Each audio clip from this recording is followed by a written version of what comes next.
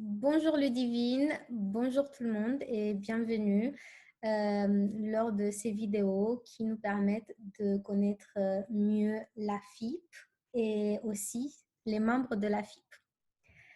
Ludivine Poli, tu as 38 ans, Bonjour. bonjour. Oui. Tu as 38 ans, tu es maman de 3 garçons et tu habites en Bretagne près de Saint-Malo. Tu es coach en image et formatrice, mais aussi membre de la FIP depuis 2017. C'est ça. Très bien. Tu es très bien renseigné. C'est top. Alors, en plus d'être membre de la FIP depuis 2017, tu t'es aussi proposé pour gérer bénévolement la page Facebook de la FIP de notre association. Pourrais-tu me dire concrètement en quoi cela consiste? Concrètement, être bénévole déjà à la FIP, c'est donner de son temps pour cette association-là. Et au niveau des réseaux sociaux, eh bien, effectivement, on essaye. Donc, on est un groupe de plusieurs personnes, dont tu fais partie également, chacune avec un réseau social de prédilection. Et donc, moi, je vais être plutôt active sur Facebook. Alors évidemment, au rythme de nos activités, mais on essaye vraiment d'avoir une présence sur les réseaux sociaux pour faire découvrir notre association, faire découvrir aussi les activités qu'on peut avoir à travers les ateliers, etc. Avoir quelques citations inspirantes pour aussi motiver chacune, puisque en tant que coach en image, formatrice ou intervenante, en tout cas dans ce secteur, eh bien, souvent on est amené à travailler seul. Donc l'idée, c'est aussi de se motiver, de se dynamiser. Et puis, ça donne aussi l'occasion d'avoir des interactions avec des personnes qui ne sont pas encore membres et qui souhaitent avoir plus d'infos sur nos ateliers, sur les événements, savoir comment ça fonctionne et éventuellement venir découvrir ou alors solliciter un rendez-vous avec le comité qui s'occupe de l'adhésion des nouvelles membres. Ah, ok, ok.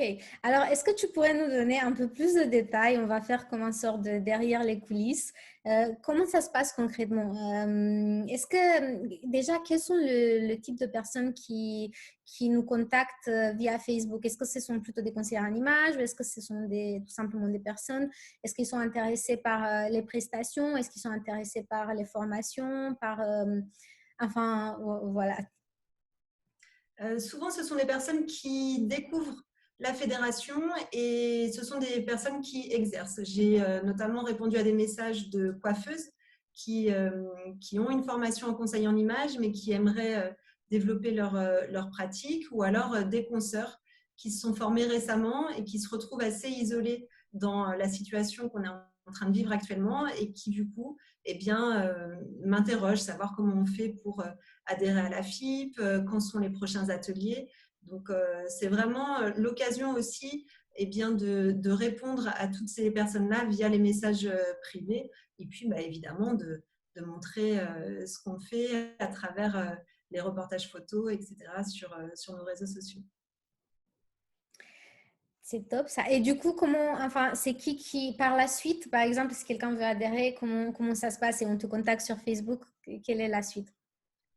On me contacte sur Facebook. Moi, ensuite, je vais renvoyer l'info soit à Mireille, qui est notre secrétaire actuellement, et puis ensuite, elle rentre en contact avec les personnes intéressées. Mais évidemment, moi, au niveau des réseaux sociaux, je renvoie la balle aux personnes qui vont vraiment accompagner les futures adhérentes dans le parcours d'intégration de la FIP.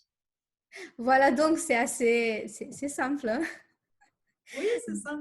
D'ailleurs, La conversation, oser solliciter. C'est vrai que des fois, on voit passer des infos sur les réseaux sociaux, que ce soit Instagram, que ce soit le LinkedIn ou le Facebook, mais surtout que chacune se sente à l'aise d'envoyer un petit message parce que et on leur réserve un accueil tout aussi chaleureux sur les réseaux sociaux que lorsqu'elles intègrent la FIP. Donc, on est vraiment là à la disposition des futures adhérentes ou des personnes qui se questionnent et qui ont envie de savoir un petit peu plus ce qu'on fait. justement, pour continuer par rapport à ça, à connaître la FIP, comment as-tu connu la FIP? En ce qui me concerne, c'était une émission de télé qui était enregistré, dans lequel intervenait une adhérente de la FIP, justement, et qui parlait des travaux de haut droit, son livre sur Ok. l'image professionnelle. Et tout de suite, c'est vrai que ça a résonné chez moi, tout ce qui a trait à l'image professionnelle. C'est vraiment quelque chose qui me manquait dans ma formation initiale. Donc, je me suis empressée d'acheter le livre de Aude, qui aujourd'hui est notre présidente d'honneur. Et Oui. puis, j'ai vu passer ensuite. Alors, c'est vrai que j'étais assez curieuse de ce qui se passait à la FIP, mais en même temps, je me disais, est-ce que je suis légitime pour intégrer la FIP? À l'époque, ça faisait 2 ans, je pense, que j'étais conseillère en images et je voyais qu'au sein de la FIP, eh bien, il y avait des femmes coachs avec beaucoup plus d'expérience que moi. Donc, c'est vrai que de chez moi, en tout cas, je me disais, est-ce que je suis légitime pour intégrer la FIP? Et puis un jour, j'ai vu que la FIP proposait une journée découverte qui était vraiment ouverte à toutes pour découvrir les outils de la FIP. Et donc, je me suis inscrite et j'ai découvert différents outils comme Style et Communication, comme le bilan d'image et surtout une vingtaine de femmes qui étaient super accueillantes, bienveillantes, qui ont pris soin de moi. Et dans le train du retour, j'étais vraiment conquise et j'ai eu envie d'intégrer la FIP. Et finalement, l'image que j'en avais à l'extérieur, elle était complètement accessible. Donc, c'est pour ça que je disais auparavant, surtout oser demander, oser vous intéresser à la FIP et venir voir comment ça se passe parce que c'est vraiment une chouette fédération de professionnels. Oui, et c'est vrai que maintenant, on est un peu plus, on doit être 40 maintenant. Mmh. Et on a aussi des partenaires des écoles qui forment des conseillers en image comme partenaires. Donc voilà, l'association grandit et puis grâce à sa qualité aussi, mais grâce à plein d'autres choses, notamment nos interventions en bénévolat ou pas par rapport au réseau. D'ailleurs, merci pour le travail que tu fais pour la page Facebook. Bientôt, on verra aussi les autres personnes qui s'occupent de la page LinkedIn et Instagram. Et justement, pour revenir un peu à l'association AFIP, personnellement, toi, qu'est-ce qui t'apporte concrètement la FIP? Clairement, à la FIP, surtout au départ, en fait, j'allais beaucoup aux ateliers. Et le fait d'aller aux ateliers, à chaque fois, donc un atelier à la FIP, c'est une journée qui est dédiée à une thématique qui va être animée par une des membres. Et ces journées-là, c'est juste des journées extraordinaires parce que à chaque fois que je repars, j'ai plein d'idées et ça me permet de monter en compétence sur des sujets qui vont vraiment être connexes à ce que moi je peux délivrer au quotidien, soit à travers mes coachings ou à travers mes formations. Et c'est vrai qu'à chaque fois, je repars avec voilà, plein d'idées, le fait de revisiter ma pratique et de me dire, ben voilà, moi je fais comme ça, certaines font comme ça, et ben, il y a peut-être encore une autre voie. Et ça me permet vraiment de réajuster à chaque fois, d'être toujours dans cette amélioration continue et de me dire que voilà, mes outils évoluent au rythme de mes connaissances et au rythme de mes échanges avec la FIP. Donc clairement, pour moi, c'est vraiment une montée en compétences en fait sur les domaines qui sont les miens. Et puis, ce que j'ai découvert aussi, parce que lorsqu'on travaille en tant que coach en image ou formatrice, eh bien, je le disais tout à l'heure, on est souvent seul dans nos entreprises. Et donc, ça permet d'avoir vraiment des connexions avec des personnes qui partagent cette même passion pour les métiers de l'image. Donc, c'est vraiment chouette. À chaque fois, on ressort avec le sourire et une énergie super positive. C'est vrai. C'est vrai que nos rencontres, ils sont toujours enrichissants. Et puis, il y a l'entraide et aussi le soutien, la solidarité qui joue beaucoup dans des moments clés ou même dans des moments que nous ne savons pas ou qui sont clés en fait. Peut-être que moi, je sais, ça m'est arrivé une fois, j'étais pas vraiment très bien et j'étais présente, mais bon, pas très présente. Et vraiment, en fait, ça a été un moment clé pour moi puisque j'ai compris en ce moment-là, en voyant une de nos collègues parlant de quelque chose, un sujet en particulier, j'ai compris à ce moment-là que c'était vers ça que j'avais envie d'aller, de me diriger dans mon métier. Et ça a été un moment clé. Donc, même si je ne le savais pas, même si c'était dans un moment où moi, je ne l'ai pas compris tout de suite, mais après, le lendemain, pour moi, c'était assez clair. Il fallait que j'avance vers Dans ça. cette direction-là. Ouais.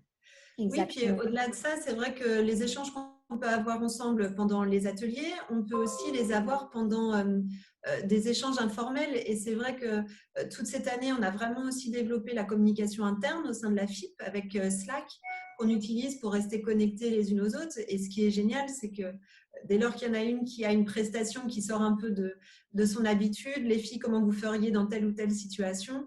Et là, tout le monde rebondit en disant, voilà, moi j'ai mis ça en place, tiens, je peux te conseiller ça ou je peux te transmettre tel document. Donc, il y a vraiment aussi, en dehors des ateliers physiques, ce lien qu'on a entre nous de manière interne avec le réseau Slack. C'est vrai.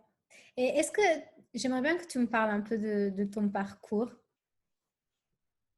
pour Mon pouvoir connaître toi un parcours, peu plus aussi.